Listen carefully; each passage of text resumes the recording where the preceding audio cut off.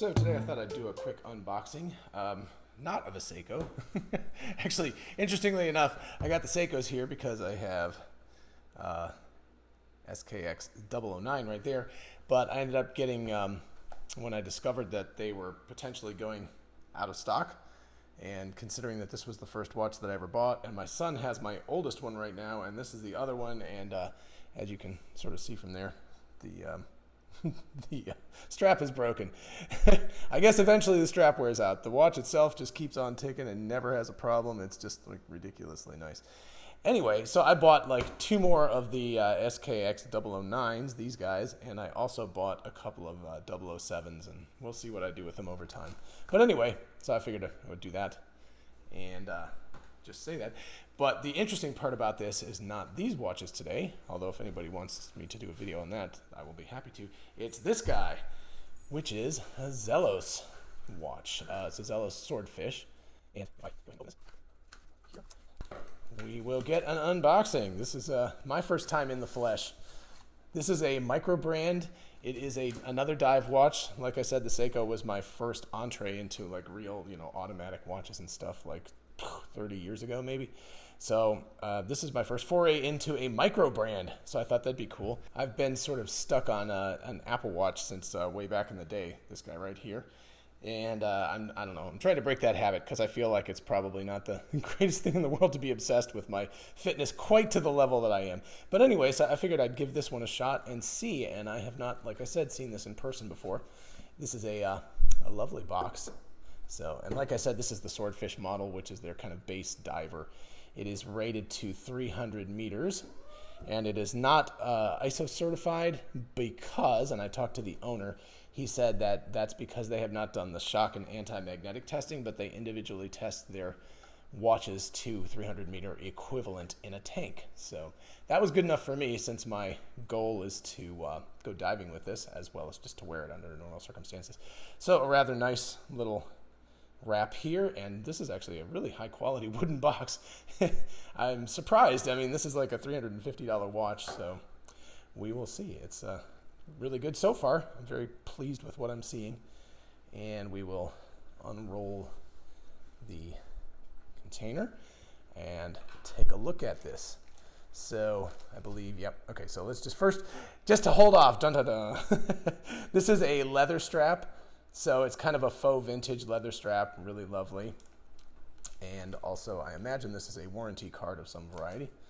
Yep. So, and this actually has the, I think this is number 86 out of 200. They only make 200 of each of these. So these are all very small run watches. And wow, this is actually bigger than I thought it would be in the flesh. Very cool. This is a brass watch. That was another thing I was highly interested in, was getting a brass watch. So let's take a look on the back. There we go. And I'll pop the dimensions of this up on screen. But it says Zelos Swordfish, 300 meter bronze. And it is number 86 out of 250. I guess they make 250, not 200. Sapphire crystal. It's a Seiko NH35 hacking and hand winding movement. And let's go ahead and put this on the wrist and see what it looks like. So there it is on the wrist. You can see it's already going. I didn't do anything except just move it around a little bit, and it's already cranking up. I'm very curious what the lume is going to look like. It looks like it's just fantastic. It's loomed like crazy, but of course it's been sitting in a dark box for multiple days while it was being shipped from Singapore. Anyway, the brass, I really think I like this in person. It's a little bit less... the bronze, excuse me. It's a little less bronze-y than I first expected, but I think a lot of that is simply because the bronze is so brand new. One of the beauties of this is it will actually kind of get a patina on it over time, and so I think that's going to be lovely. And one other thing, let's just check the bezel rotation. So, whew, very stiff. Definitely a new watch, but really, really, really firm grip. It's very nice. Nice. And no back play at all. I mean, it's just fantastic. Feels really, really solid.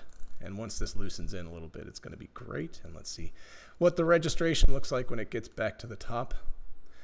Yeah, look at that. perfect registration, no mistakes.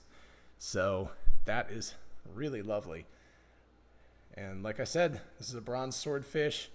It's rated to 300 meters water resistance. It is not ISO compliant, but that is again because they did not do the magnetic and shock testing. They did test it for the depth rating. So come November, I actually have a trip planned to destination wedding kind of thing, and I will be taking this on a dive trip, and so I will definitely let you know how it works with that. But this is a really, really pretty watch, I have to say. It sands up nicely. It's I don't know. I have a penchant for tool watches, so this has a nice feel to it. It's got some heft to it, but it's not that heavy. So I think this will be a really excellent daily wear kind of watch. And it'll be nice to get away from the Apple Watch because I've become addicted to the fitness function, so it'll be good to be using something else for a while. Here it is with the stickers peeled off. You can see it's got some really nice anti-reflective coating on the sapphire crystal. Obviously, when I get it full on in the sunlight, it reflects, but at almost any other angle, it's completely clear. Very lovely. I really like the configuration of the hands. The second hand's got that nice little batten on it, and then you've got, I guess, kind of sword hands on the other two. You can definitely tell the difference between the minute and the hour hand, not just from the length, but from the look of the hands as well, since the minute hand has some featuring on it, which is in brass also. So it has a screw-down crown here, as you can see. Obviously, since it's 300 meters water resistance, it better have one. And when you get to the end, it kind of has a very distinctive pop. And interestingly enough, obviously you can do the time. This does not have a date, but the Seiko NH35 actually supports a date function. So there's actually an intermediary like setting with the stem. And weirdly enough, you can actually feel the, you can feel like what would be the date moving as it. So it's kind of bizarre. But anyway, so obviously just your standard adjustment functions. And notice that it hacks also. And when you push it back in again, the second hand starts to move again. And then push it in and screw it down. There we go. And it'll be interesting to see how good the movement is in terms of keeping time. The NH35 is considered to be a very, very good, reasonable cost movement that's very competitive with Swiss movements. If you do want the date, there is a ETA movement one that has the date at the 6 o'clock position, which I think is very attractive. I think that's much nicer than having the date at the 3 o'clock position. I figured I'd do a very quick update after, I think it's been about 17 hours since I hacked this. So anyway, watch as you can see. A few positive and negatives. Also, I just wanted to get to the dimensions and everything. So this watch is 42 millimeters in diameter that way.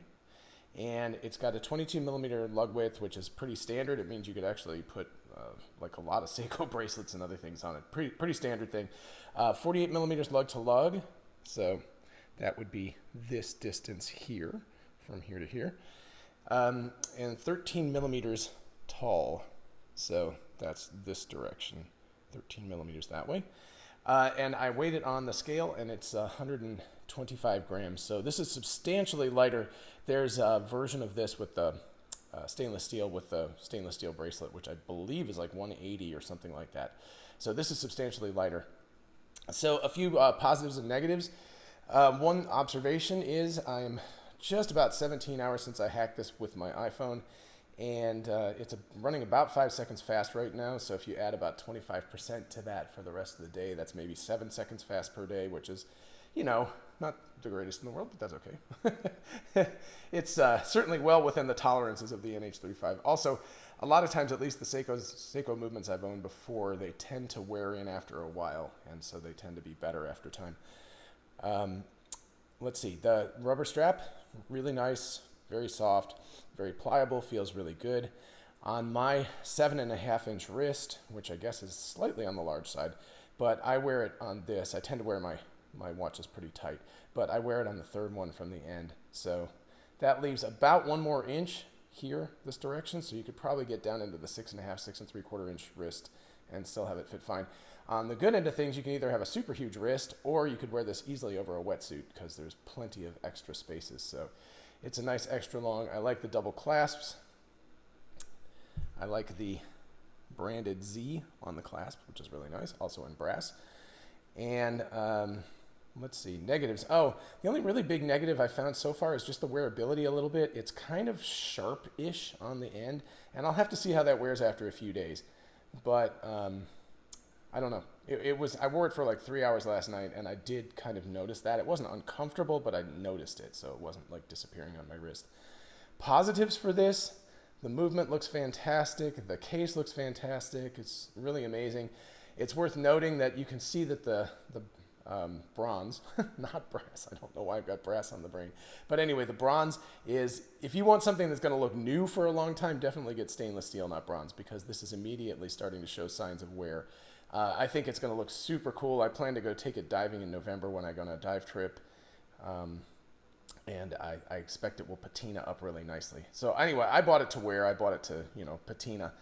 And it's going to look fantastic for that. But certainly if you were planning on keeping it like brand new looking or something like that, bronze is not the way to go with that.